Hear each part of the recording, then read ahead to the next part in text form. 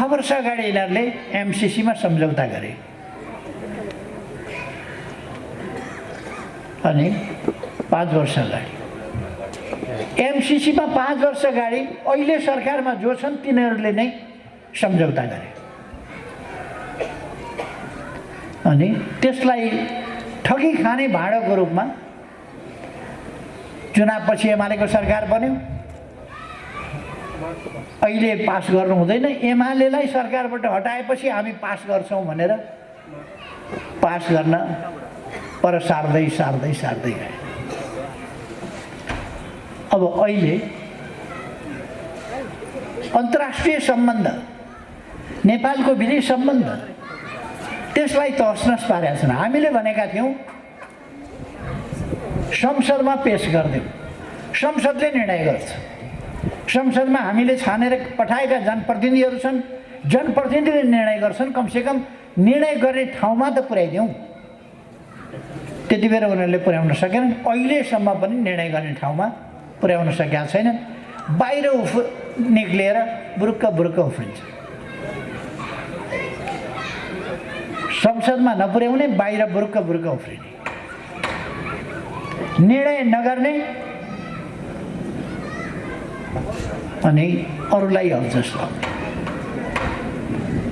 अन्तर्राष्ट्रिय सम्बन्धको स्थिति के छ? ठुला ठुला शक्ति राष्ट्रहरू नेपालको सन्दर्भमा नेपाल खेल मैदान हुने गरी भनाभनमा उत्रिन थालिसके। यहाँ ठुला राष्ट्रहरूको मसल लडाउने ठाउँ हुन थाल्यो। यो कुराबाट अहिलेको सरकार सजग देखिँदैन। अन्तर्राष्ट्रिय सम्बन्ध, अन्तर्राष्ट्रिय सहयोगको स्थिति, अन्तर्राष्ट्रिय साझेदारी, यी सबै कुरा खतरामा पर्दै गएका छन् र एउटा अप्ठ्यारो र असहज स्थितिमा हामी पुगेका छौँ। 5 जना कोठामा भेला भएका छन्। गार गार गुरगुर, गार गार गुरगुर, गार गार गुरगुर, गार गार गुरगुर।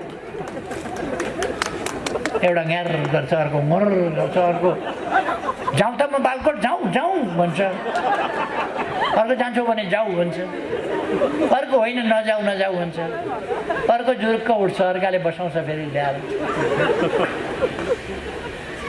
हिउँद लाग्यो कि बर्खा लाग्यो कि पानी लाग्यो कि झरी भयो कि पहिरो गयो कि बाटो भत्कियो कि केही थाहा छैन।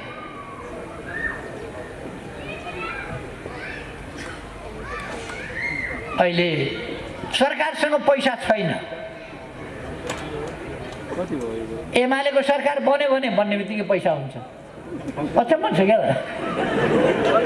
एमालेको सरकार बन्यो भने चौडा 6 लेनका बाटा बनाउँछ, दनादन बाटा बनाउँछ, हुलाकी सडक पनि बनाउँछ, फास्ट ट्र्याक पनि बनाउँछ, एयरपोर्ट पनि बनाउँछ, यहाँ पनि बनाउँछ, वहाँ पनि बनाउँछ, अस्पताल बनाउँछ।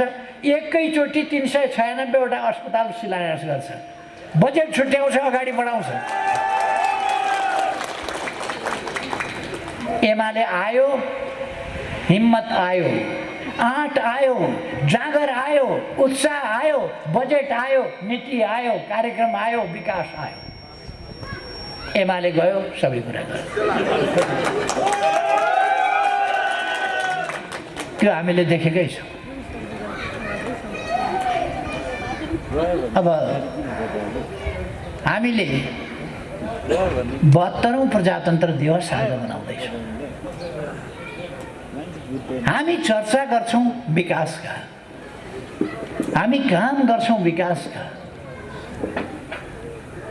सरकार परिवर्तनको, कसलाई ढाल्ने, कसलाई के गर्ने, मुद्दा हाल्न जाने, अदालत कुद्ने, अख्तियार कुद्ने, कुनै कता कुद्ने, यस्ता खालका काम हामी गरिरहेका छैनौँ। आज पनि हामी के को चर्चा गर्दैछौँ? हामीले अस्पताल उद्घाटन गऱ्यौँ, अस्पताल उद्घाटन गऱ्यौँ, आइसियु एससियु समेतका विभिन्न सुविधाहरू भएको अस्पताल, आधुनिक सुविधाहरू भएको अस्पताल, अनुभवी दक्ष योग्य चिकित्सा कर्मीहरू भएको, उत्कृष्ट ज्ञान क्षमता भएका प्राविधिकहरू भएको, प्राविधिकहरूलाई आवश्यक पर्ने उपकरणहरू भएको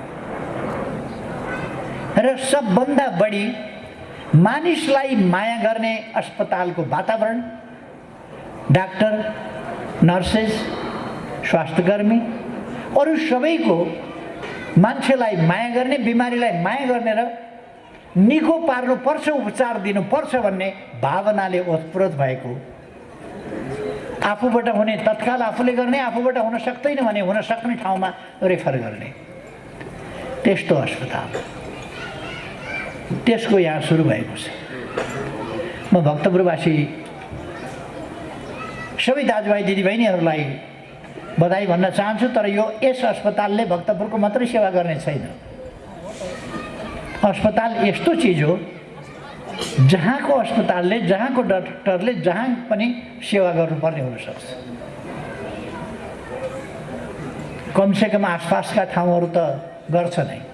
अर्को कुरा, जुन अस्पतालमा बिमारीले राम्रो व्यवहार पाउँछ, राम्रो उपचार पाउँछ, हो त्यही अस्पताल बिमारी जान चाहन्छ। जहाँ रफ व्यवहार छ त्यहाँ जान चाहँदैन। जहाँ सुमधुर व्यवहार छ, मानवीय व्यवहार छ, आत्मीय व्यवहार छ, त्यहाँ बिमारी जान चाहन्छ र त्यस्तो ठाउँमा उपचार गर्न चाहन्छ। त्यहाँको आत्मीय व्यवहारले, मानवीय व्यवहारले उसको आधा बिमारी निको भएको पुग्ने बित्तिकै महसुस हुन्छ। त्यो वातावरण यस हस्पिटलमा हुनेछ भन्ने मैले विश्वास गरेको छु। यस अस्पतालका समस्याहरू, यहाँ जमिनको कमी रहेको कुरा र जमिन प्राप्त गर्ने ठाउँ र सम्भावना रहेको, त्यस प्रक्रियालाई अगाडि बढाउनु पर्ने कुरा, यहाँको बजेट अझै 18 करोड बजेट, त्यसलाई हामीले कसरी प्रयोग गर्ने जमिन छैन। त्यो जमिन प्राप्त गरेर त्यसलाई सदुपयोग गर्ने कुरा, यतापट्टि मेरो ध्यान गएको छ। आगामी दिनमा के गर्न सकिन्छ त्यतापट्टि हामी ध्यान दिनेछौँ। अहिले हामी सबैलाई थाहा छ, वर्तमान सरकार चलिरहेको छैन। यो सरकारले काम गरिरहेको छैन। सरकार जिउँदैछ,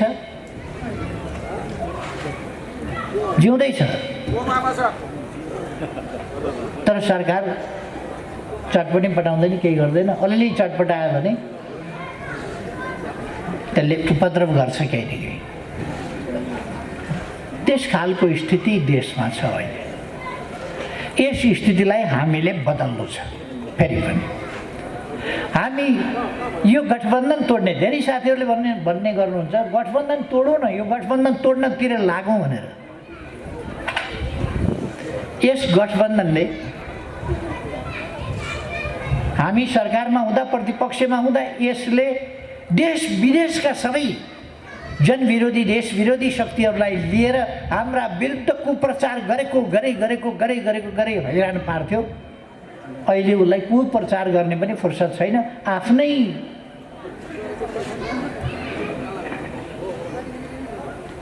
आफ्नै आन्तरिक खिचलोमै चाहिँ रुमल्लिएको छ। यो सरकारमा भएर लोकप्रिय भएको छ र सरकार सञ्चालन गर्ने पैसा छैन। सबैतिर बजेट कटौती गर्नु परेको छ, आयोजनाहरू कटौती गर्नु परेको छ, विकासका काम रोक्नु परेको छ, पुँजीगत खर्च भएको छैन, काम गरेका ठेकदारहरूले भुक्तानी पाउन सक्दैन, तरलताको अभाव छ। कुनै ठाउँमा नयाँ लगानी गरौँ भन्यो भने उद्यमी व्यवसायीले ब्याङ्कबाट ऋण पाउन सक्दैन। धितो राख्ने नराख्ने कुराको केही पनि अर्थ छैन, किन ब्याङ्कसँग पैसा छैन। अर्थात् देश चरम आर्थिक सङ्कटतर्फ जाँदैछ। यो डरलाग्दो स्थिति हो। अन्तर्राष्ट्रिय सम्बन्धको सन्दर्भमा हामीले हेऱ्यौँ भने 6 वर्ष अगाडि यिनीहरूले एमसिसीमा सम्झौता गरे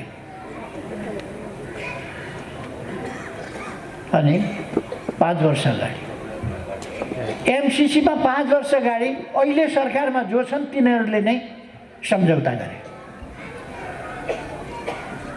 अनि त्यसलाई ठगी खाने भाँडोको रूपमा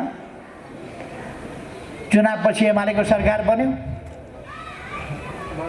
अहिले पास गर्नु हुँदैन, एमालेलाई सरकारबाट हटाएपछि हामी पास गर्छौँ भनेर पास गर्न पर सार्दै सार्दै सार्दै गए। अब अहिले अन्तर्राष्ट्रिय सम्बन्ध, नेपालको विदेश सम्बन्ध, त्यसलाई तहसनस पारेका छन्। हामीले भनेका थियौँ संसदमा पेश गरिदिउँ, संसदले निर्णय गर्छ। संसदमा हामीले छानेर पठाएका जनप्रतिनिधिहरू छन्, जनप्रतिनिधिले निर्णय गर्छन्। कमसेकम निर्णय गर्ने ठाउँमा त पुर्याइदिउँ। त्यति बेला उनीहरूले पुर्याउन सकेनन्। अहिलेसम्म पनि निर्णय गर्ने ठाउँमा पुर्याउन सकेका छैनन्। बाहिर निक्लिएर बुरुक्क बुरुक्क उफ्रिन्छ।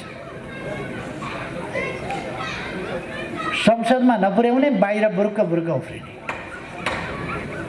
निर्णय नगर्ने अनि अरूलाई अल्झस लाउने। अन्तर्राष्ट्रिय सम्बन्धको स्थिति के छ? ठुला ठुला शक्ति राष्ट्रहरू नेपालको सन्दर्भमा नेपाल खेल मैदान हुने गरी भनाभनमा उत्रिन थालिसके। यहाँ ठुला राष्ट्रहरूको मसल लडाउने ठाउँ हुन थाल्यो। यो कुराबाट अहिलेको सरकार सजग देखिँदैन। अन्तर्राष्ट्रिय सम्बन्ध, अन्तर्राष्ट्रिय सहयोगको स्थिति, अन्तर्राष्ट्रिय साझेदारी, यी सबै कुरा खतरामा पर्दै गएका छन् र एउटा अप्ठ्यारो र असहज स्थितिमा हामी पुगेका छौँ।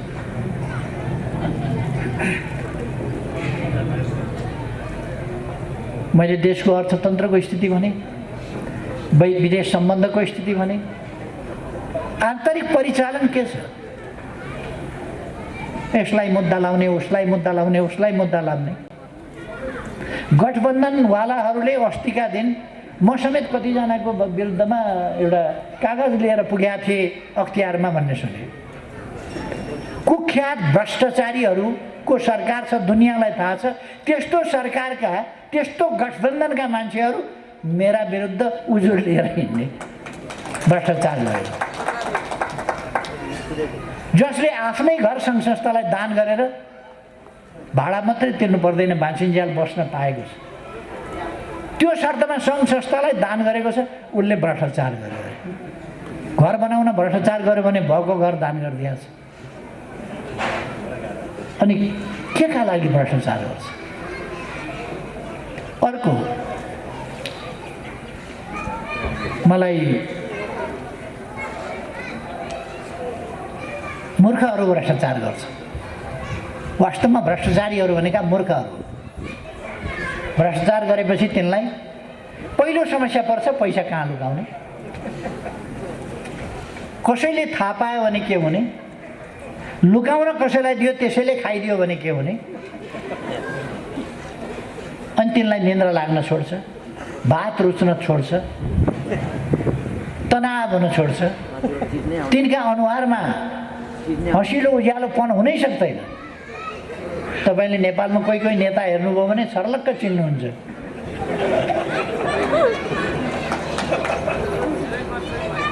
तिनको अनुहारमा प्रसन्नता हुँदैन।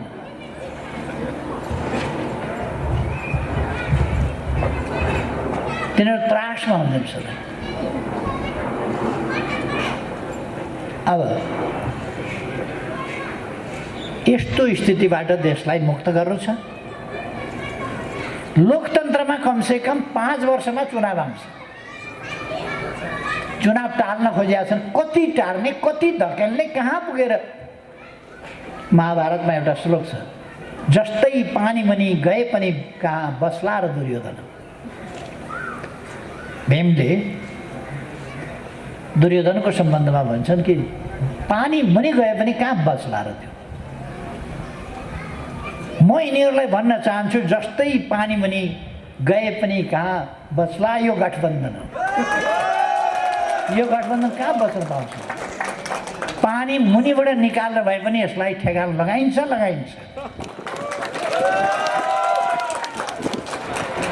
नेकपा एमालेलाई एमालेलाई सरकारमा पुर्याउनका लागि चुनाव जित्नु परेको होइन। एमालेलाई जित्नका लागि होइन, देशलाई जिताउनका लागि, जनतालाई जिताउनका लागि, विकासलाई अगाडि बढाउनका लागि, शान्ति सुव्यवस्था कायम गर्नका लागि, समृद्ध नेपाल बनाउनका लागि, जनतालाई सुखी बनाउनका लागि नेपालमा नेकपा एमालेको सरकार चाहिन्छ। र चुनाव आउँदैछ। अब चुनाव आउँदैछ। लोकतन्त्रको राम्रो पक्ष के छ भने चुनाव समयमा आउँछ। जाल जेल षड्यन्त्र टिक्न बेग्लै कुरा हो। मैले हिजो एउटा प्रशिक्षण कार्यक्रममा बोल्दाखेरि भनेको थिएँ, उहिले अटल बिहारी वाजपेयीलाई महाभियोगको प्रस्ताव लगाएर प्रधानमन्त्रीबाट हटाउँदै थिए। त्यति बेला उहाँहरूको पोलिटिक्ससँग मतलब छैन मलाई है। फेरि मैले उहाँहरूको पोलिटिक्ससँग कुन पार्टी कसो पार्टी को जितोस् को हारोस् केही पनि भनेको छैन। भारतको एउटा सांसदले गरेको भाषण मात्रै मैले यहाँ सम्झिँदैछु, उनले गरेको भाषण। सुषमा स्वराज भन्ने एकजना सांसद हुनुहुन्थ्यो, पछि परराष्ट्र मन्त्री हुनुभयो। उहाँले त्यति बेला एउटा भाषण गर्नुभएको थियो। राम बलवान हुनुहुन्थ्यो, शक्तिशाली हुनुहुन्थ्यो, भगवान हुनुहुन्थ्यो, बलवान हुनुहुन्थ्यो, भगवान हुनुहुन्थ्यो, शक्तिशाली हुनुहुन्थ्यो, सबकुछ हुनुहुन्थ्यो। कसैले पनि उहाँलाई केही बिगार्न सक्दैनथ्यो। ज्ञानमा, विद्वतामा, विद्यामा, शास्त्रमा, शस्त्रमा, लडाइँमा र उहाँ सत्यका पक्षमा हुनुहुन्थ्यो। दशरथको छोराको हिसाबमा उहाँले गद्दी पाउनु पर्थ्यो। न्याय उहाँको पक्षमा थियो। तर एउटी मन्थराले षड्यन्त्र गर्दा राम जस्ता बलवान शक्तिशाली भगवान 14 वर्ष जेल जानु पर्यो। षड्यन्त्र भने त्यस्तो कुरा हो। लडेर त मन्थराले रामचन्द्रलाई 14 वर्ष वनवास पठाएको होइन, षड्यन्त्रबाट। महाभारतमा अर्जुन भीम जस्ता गाण्डीवधारी गदाधारी त्यस्ता बलिष्ठ विद्वानहरू, लडाकुहरू, योद्धाहरू, महायोद्धाहरू ती छँदै धर्मराज युधिष्ठिरको न्यायोचित गद्दी एउटा शकुनीको षड्यन्त्रले खोस्यो र उनीहरू 12 वर्ष वनवास, 1 वर्ष गुप्तवास जानु पर्यो। बलले होइन, बुद्धिले होइन, लडाइँले होइन, षड्यन्त्र। अनि सुषमा स्वराजले भन्नुहुन्छ, एउटी मन्थराले षड्यन्त्र गर्दा, टिक्रम गर्दा, जाल जेल गर्दा भगवान राम 14 वर्ष जेल जानु वनवास जान पर्यो भने यहाँ त यत्रुविघ्न मन्थरा, यत्रुविघ्न कैकेयीहरू भएका ठाउँमा शकुनीहरू भएका ठाउँमा यत्रुविघ्न लागेर हटाउनु त के थियो। मैले नेपालमा दोहोऱ्याइरहनु पर्दैन। नेपालमा पनि यति धेरै मन्थरा, यति धेरै शकुनीहरू भएका ठाउँमा केपी ओली प्रधानमन्त्रीबाट हट्नु कुन सा ठुलो कुरा हो। तर फेरि चुनाव आउँछ।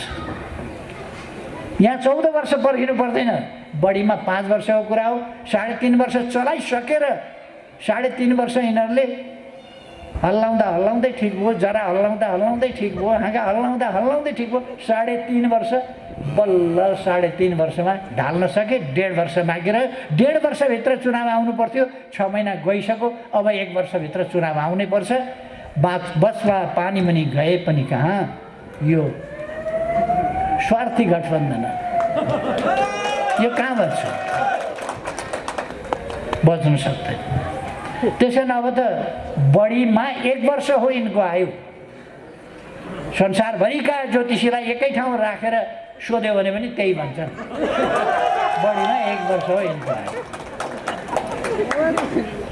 यो सरकारको आयु। त्यसो भएर अहिले म धेरै समय नल्याउँ। साथीहरू, त्यो मान्छेको जात पनि अलिकति कस्तो हुन्छ भने नि, एक कोरिएपछि एक कोरियो। यो पूर्वतिर हाम्रोतिर उहिले चलन थियो, मेला लाग्थ्यो। त्यो मेलामा उरनठेउला केटाहरू हुल बाँधेर जान्थे। अनि लुकाएर यसो सिन्दुर चाहिँ खल्तीमा हालेर यसो गरेर जुम्सो जस्तो भएर जाने। अनि राम्री केटी देखेपछि छ्वास्स टाउकामा सिन्दुर फ्याँकिदिएर गुड्डु डुडु भाग्ने। के भयो भन्दा भन्दै उहाँ पुगिसक्यो, के भयो भन्दा भन्दै डिल परि कुदिसक्यो। दाजुभाइहरूले सोद्धा सोध्दै के भयो भन्दा भन्दै सिन्दुर फालिदियो। कसले फालो। अनि माइतीहरू भोलिपल्टदेखि पर्सिपल्टदेखि सिन्दुर त हालिहाल्यो, कहाँको कसले सिन्दुर हाल्यो त्यो पत्ता लगाउनु पर्यो भनेर अनि खोजेर चेली जिम्मा लाउने। अब यो कहिले माकुनेले सिन्दुर हालिदिएछ झुक्याएर स्वास्थ पारेर, कहिले प्रचण्डले स्वास्थ सिन्दुर हालिदिएछ, कहिले काङ्ग्रेसले उहिल्यै सिन्दुर स्वास्थै हालिदिएछ। आजको जमानामा पनि त्यस्ता कुरामा भरपर हुन्छ। हामी माइतीहरू सिन्दुर कसले हालो भनेर खोजेर जिम्मा लाउनु होइन। आउनुहोस् हाम्रा चेलीहरू, हाम्रा साथीहरू सबै तिनीहरूले लगाएका झुक्क्याएर हालेका सिन्दुरको छोडिदिनुहोस्, सदस्यता फ्याँकिदिनुहोस्। यहाँ आउनुहोस्, लक्स साबनले लगाउनु आउनुहोस्।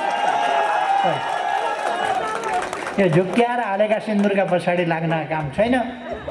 सदस्यता फ्याँकिदिनुहोस्, नेकपा एमालेमा आउनुहोस्, देश बनाउने अभियानमा लाग्नु, झुक्क्याएर होइन। जे पनि झुक्क्याएर गर्ने। संसदबाट नसकेपछि विश्वमा कहीँ नभएको अदालतमा गएर मुद्दा जितेर सरकार बनाएको कहीँ सुनेको छ? चुनाव किन गर्नु पर्यो? जनतामा किन जानु पर्यो? संसद किन चाहियो? फलानाले मुद्दा जितेर ल्यायो अरे। सर्वोच्च अदालतबाट बाजा गाजा बज्दै एउटा जन्ती निस्कियो। के को जन्ती आयो? यो सर्वोच्च अदालतबाट बाजा बजाउने यो त ठाउँ त त्यस्तो होइन भने अब सरकार लिएर आएछ, जिते मुद्दा जितेर सरकार लिएर आएछ सर्वोच्च अदालत। यस्तो गजब नेपालमा हुन्छ। तर म साथीहरूलाई फेरि भन्न चाहन्छु, यहाँ लोकतन्त्र छ, 5 वर्षभित्र चुनाव हुन्छ। अब बाँकी 1 वर्ष छ। अदालत कसैको केही लाग्दैन। अब फैसला जनअदालत हो। अब जनअदालतले फैसला। माओवादीले 4 जना राखेर जनअदालत भन्थ्यो। हामी 4 जना होइन, 3 करोड नेपालीका सामनेमा जनअदालतको कुरा। त्यसको तयारी गरौँ साथीहरू। यस्तो हस्पिटलहरू, एमाले आयो, हस्पिटल आयो, एमाले आयो, विद्यालय आयो, कलेज आयो, युनिभर्सिटी आयो, विकास निर्माण आयो। सुरुङ बाटाहरू कल्पना गरेका थिएन होला कसैले। हामीले सुरुङका बाटाहरू अब सुरु गरेका छौँ। यतै सुरुङ उतै सुरुङ योजना छन्। अब यो सरकार बिचरा अस्ति 6 महिनाको रिपोर्ट हेरेको, एमाले सुरु गरेको थानकोट नौबिसे सडक 275 मिटर एमाले हुँदा खनिसकेका थियो। 5 मिटर थपेर ठेकदारले 280 पुर्याएछ। ठेकदारले 5 मिटर थप्यो। सरकारका काम 100 दिनका सरकारका काम के हो भनेर 88 दिनमा सरकार बनाएको। सर्वोच्च अदालतबाट बाजा बजाएर ल्याएको 88 दिनपछि दुलै फेला परी। यो यस्तो सरकार। त्यसो भएर म आग्रह गर्न चाहन्छु, अब हामी देश बनाउने सरकारको तयारी गरौँ, यसमा जुटौँ। अरूतिर अल्मलिएका साथीहरूलाई नअल्मलिन एमालेमा आउन म आग्रह गर्न चाहन्छु। शिक्षक कर्मचारीहरू निष्पक्ष ढङ्गले काम गर्नुहोस्। अवश्य तपाईँहरूलाई एमाले मनपर्छ, एमालेको माया लाग्छ, के गर्नुहुन्छ भन्नुभयो।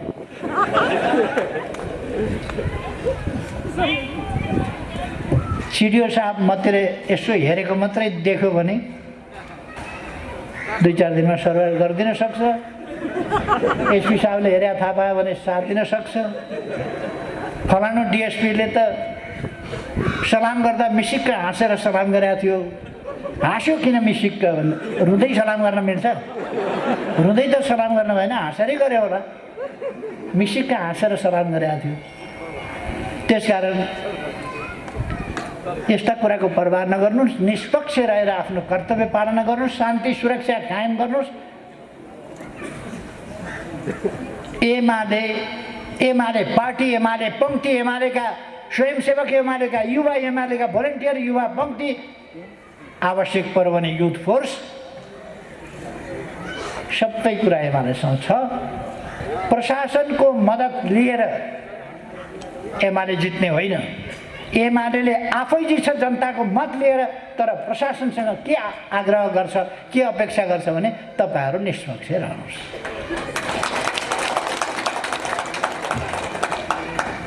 अब मैले धेरै समय नलिउँ, म साथीहरू सबैलाई धेरै धेरै धन्यवाद भन्न चाहन्छु। यो सूर्य विनायक नगरपालिकामा स्थापना भएको छ हस्पिटल, अत्यन्तै राम्रै चलोस् र यसले जनतालाई अत्यन्तै उच्च स्तरीय सेवा दिन सकोस्। जनतालाई सेवा दिएर जनताको आशीर्वाद प्राप्त गर्न सकोस्। जनताको आशीर्वाद भन्दा माथिको कुरा केही छैन, त्योभन्दा माथिको कुरा केही छैन। त्यो हामी नै त्यसको प्रमाण छ। जनताको आशीर्वाद बाहेक हामीसँग केही पनि छैन, तर जनताको आशीर्वादले पुगेको छ। सुन्छु अरूको चुनावमा कति करोड खर्च हुन्छ अरे, के करोड खर्च हुन्छ अरे। म बिहान घरबाट खाना खाएर निस्किन्छु, अथवा खाना नखाइकन निस्कियो भने गाउँमा भोज भतेर जस्तो गरेर दिदीबहिनीहरूले, दाजुभाइहरूले खाना बनाएको हुन्छ, त्यहाँ नाचगान चढाएको हुन्छ, खाना खाएको हुन्छ, ती खाना खाइन्छ। बेलुका फेरि कार्यक्रमहरू गरेर घर फर्किन्छ। हामी मतदाता किन्दैनौँ, केही किन्दैनौँ, अनावश्यक खर्च गर्दैनौँ, जित्या छ। पहिलोपल्ट चुनावमा मलाई पार्टीले 200 रुपियाँ दिएको थियो बसको टिकट काट्नु भनेर जानुलाई। जितेपछि आउन चाहिँ के गर्ने भन्ने कुरा बताएन। निर्वाचन क्षेत्रमा जान टिकट काट्नलाई 200 रुपियाँ दिएको थियो, 180 रुपियाँको टिकट काटेँ। मोङलिङमा एउटा साथी भेटियो, त्यसैले खाना खुवायो। फेरि 20 रुपियाँ बाँकी थियो। चुनाव सिद्धिएपछि के हो मान्यजी, यत्रो चुनाव सिद्धियो, पैसाको दमडी मान्यका हातमा देखिएन भने अब त्यस्तै हो। सन्त मसँग 20 रुपियाँ जति छ भने 20 रुपियाँ निकालेर 5-7 जना थियौँ, चिया खाइयो। त्यो 20 रुपियाँ पनि बच्यो, किनभने 1 रुपियाँ कप कि कसो थियो कि 50 पैसा कप थियो त्यति बेला चिया। त्यसै कारण 5-7 जना थियौँ, त्यसमा पनि त्यो पैसा बच्यो र 4-5 रुपियाँ खल्तीमै लिएर काठमाडौँ फर्केका थियौँ। जनताको आशीर्वादले हामी अगाडि बढ्ने हो, जनताको साथ सहयोगले हामी अगाडि बढ्ने हो, षड्यन्त्र गरेर होइन। जनताको आशीर्वाद लिने र जनताको आशीर्वाद अर्काले खोसेर लान नपाओस् भन्ने कुराको तयारी गर्ने, यस काममा जुट्न म सबै साथीहरूलाई आग्रह गर्न चाहन्छु। भक्तपुरवासीहरूलाई बधाई भन्न चाहन्छु। तपाईँहरूको ठाउँमा हस्पिटल बनेको छ, यो हामी सबैको हो। सबैले यसलाई मद्दत गरौँ, सबैले यसलाई अगाडि बढाउँ, यसलाई सफलतातर्फ लैजाउँ। मलाई आज यस कार्यक्रममा बोलाउनु भयो, धेरै धेरै धन्यवाद छ साथीहरूलाई। धन्यवाद।